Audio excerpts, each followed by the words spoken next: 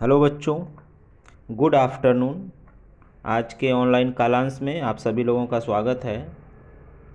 बच्चों, जैसा कि हमारा पिछला पाठ से ही चालू है, पाठ 10 मानवीय बस्ती।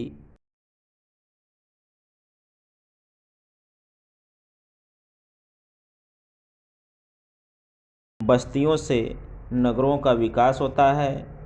बस्ती और नगरों में हमने अंतर के बारे में जानकारी प्राप्त किया था कि बस्ती और नगर में क्या अंतर होता है।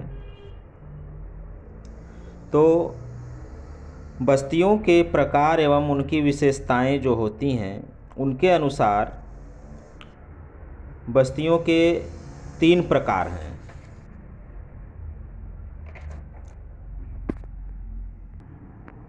पहला है बिखरी हुई बस्ती। बिखरी हुई बस्ती में मकान दूर दूर होते हैं और उनकी संख्या कम होती है।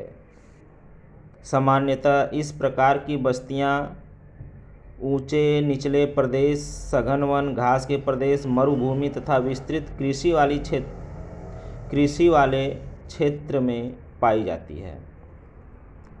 तो बच्चों, कृषि वाले क्षेत्र में जैसा कि आपने देखा कि कृषि वाले क्षेत्र में ज़्यादातर गांव होते हैं, और आप गांव गए होंगे तो गांव में आपने देखा होगा कि सब लोगों के पास बहुत ज़्यादा ज़मीनें होती हैं। तो बहुत ज़्यादा ज़मीनें होती हैं,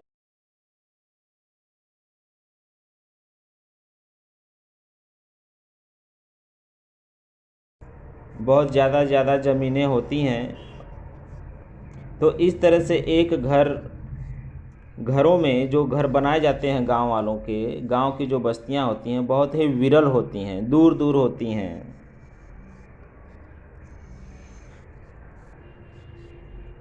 इनकी विशेषताएं यह है कि बिखरी हुई बस्तियों के बीच की दूरी स्पष्ट रूप से दिखाई देती है।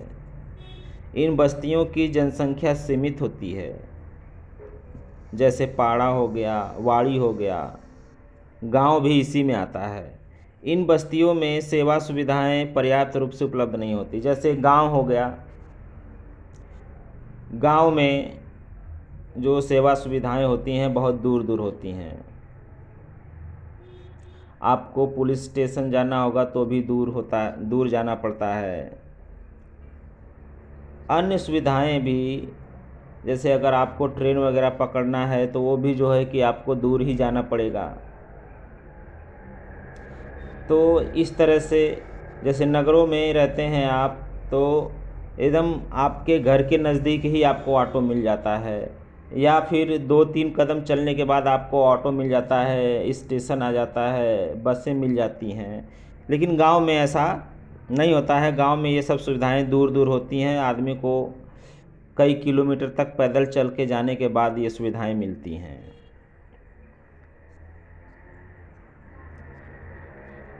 ये बस्तियां प्राकृतिक पर्यावरण के निकट होने के कारण प्रदूषण मुक्त होती हैं। यानी कि गाँवों में आपने देखा होगा कि ज़्यादातर कृषि की जाती है, बहुत सारे पेड़ पौधे होते हैं।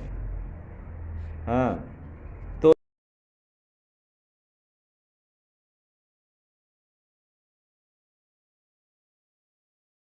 यहाँ कस्बों पर निर्भर होती हैं।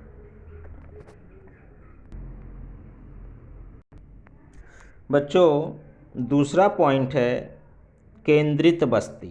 केंद्रित बस्ती का मतलब यह होता है कि ये बस्ती के लोग जो अपना घर बनाते हैं, किसी एक चीज़ पर ये सभी लोग केंद्रित रहते हैं। जैसे ये बस्तियां झरने, नाले, नदी, तालाब, झील जैसे जल स्रोतों के समीप होते हैं। राजस्थान में मरुस्थलीय प्रदेश में जल की उपलब्धता वाले क्षेत्र में केंद्रित बस्तियां पाई जाती हैं। जैसे अगर कहीं पर अगर परिवहन सुविधा है, तो परिवहन सुविधा हर जगह नहीं है, एक ही जगह पे है, तो बस उस परिवहन सुविधा के चारों तरफ बस्तियां बस जाती हैं। अगर कहीं पर रेल सुविधा है तो उस रेल सुविधा के चारों तरफ बस्तियां बना ली जाती हैं। तो वहाँ पे अगर कहीं पे उपजाऊ भूमि है तो उस उपजाऊ भूमि के चारों तरफ बस्तियां बना,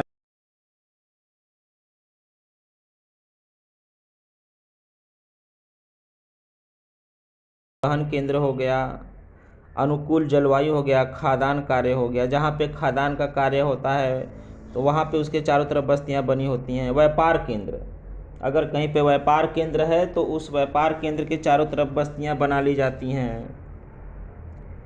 तो किसी एक सेवा के चारों तरफ, किसी एक सेवा को केंद्र मानकर उसके चारों तरफ बस्तियाँ बना लेना, ताकि सभी लोगों को वो सुविधा समान दूरी पर प्राप्त हो सके, तो केंद्रित बस्तियां बन जाती हैं। इसके अलावा सुरक्षा, स्वास्थ्य, जैसे कभी कभी हॉस्पिटल हो गया, स्कूल हो गया, या और किसी धार्मिक कारण से एकत्रित बस्तियों का निर्माण हो जाता है। यह देखिए केंद्रित बस्ती का चित्र। अब इसमें देखिए परिवहन सुविधा है। ये सड़क है ना, जो सड़क है तो सड़क पे क्या आती हैं जाती हैं, गाड़ियाँ आती हैं जाती हैं, तो हम इसको कहेंगे परिवहन सुविधा। अब इस परिवहन सुविधा के चारों तरफ बस्तियां बनी हुई हैं, यानी कि अब ये हो गया, इस तरह को हम केंद्रित बस्ती कहते हैं। इधर बस्ती है, इधर बस्ती है, इधर बस्ती है, बीच में सड़क है, देख रहे हैं ना, बीच में सड़क है, तो इस तरह को हम केंद्रित बस्ती कहते हैं। इसी तरह से कहीं अगर हॉस्पिटल हो जाएगा तो इधर हॉस्पिटल हो जाएगा, और हॉस्पिटल के चारों दिशाओं में चारों तरफ जो है कि बस्तियां बन जाती हैं। इनकी विशेषताएं ये होती हैं कि इन बस्तियों में मकान आसपास होते हैं, इन बस्तियों में सामाजिक सेवाएं उपलब्ध रहती हैं, इन बस्तियों को स्थान एवं समय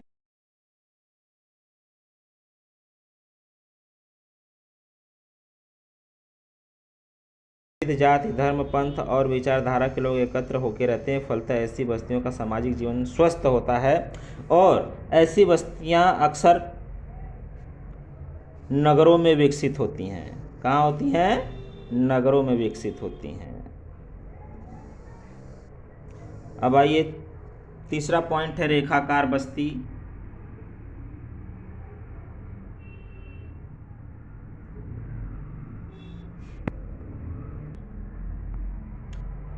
रेखाकार बस्ती सड़क, रेल मार्ग, नदी, नहर, समुद्र किनारा, पर्वतीय प्रदेश की तलहटी आदि प्रदेश के समीप रेखाकार बस्तियां पाई जाती हैं। ये बस्तियां आकार में संकरी और सीधी रेखा में होती हैं।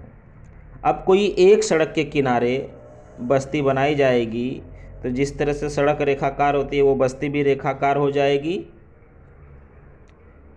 देखिए आकृति 10.7 में।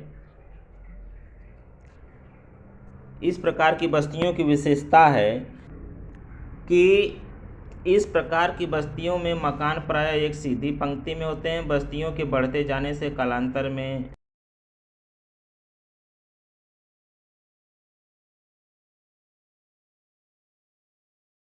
मकानों के अलावा बस्तियों में कुछ दुकानें भी होती हैं। भविष्य में सड़कों की दिशा में इन बस्तियों का विस्तार हो जाता है। जैसे भारत में तटवर्ती प्रदेशों, प्रमुख नदियां, राज्यों और राष्ट्रीय राजमार्गों के समीप इस प्रकार की बस्तियां पाई जाती हैं।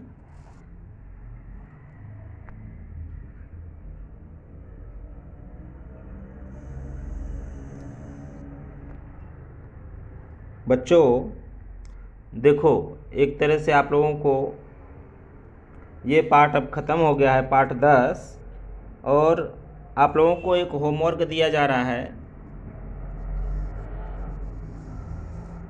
होमवर्क यह है कि भारत में महानगर कौन कौन से हैं। महानगर का मतलब ये होता है कि जो बहुत ही ज़्यादा विकसित होता है।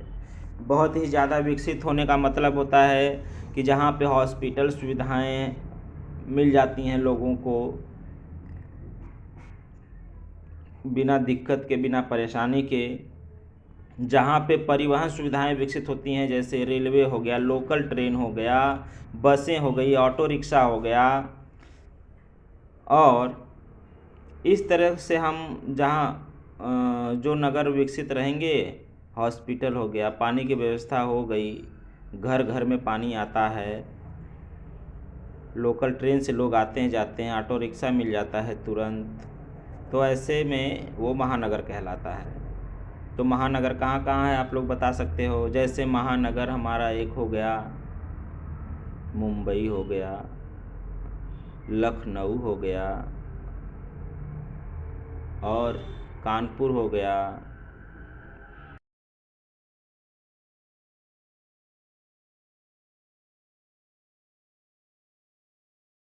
हमें मिल जाती हैं, स्वास्थ्य सुविधाएं मिल जाती हैं।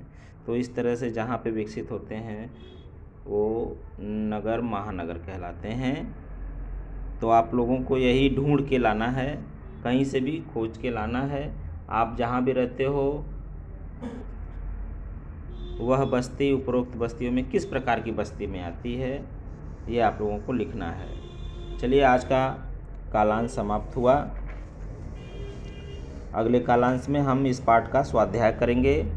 आप सभी लोगों को धन्यवाद।